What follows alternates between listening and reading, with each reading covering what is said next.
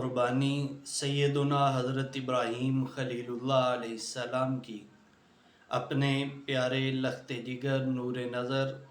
سیدنا حضرت اسماعیل علیہ السلام کی قربانی کی یاد تازہ کرتی ہے، اور قربانی کرنا ہر صاحب استطاعت بندہ مومن عاقل بالغ پر واجب ہے،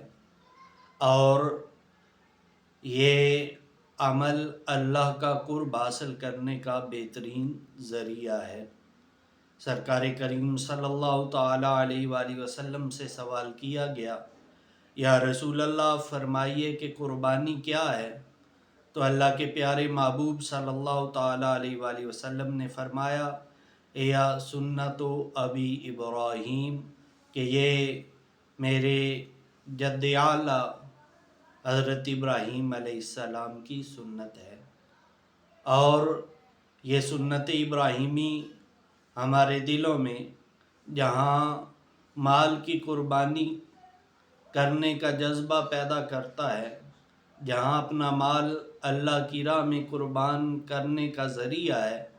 وہیں یہ قربانی اللہ کے بندوں کے ساتھ حسن سلوک اور ان کی دیکھ بھال کا بھی درس دیتی ہے۔ قربانی خالصتاً اللہ کی رضا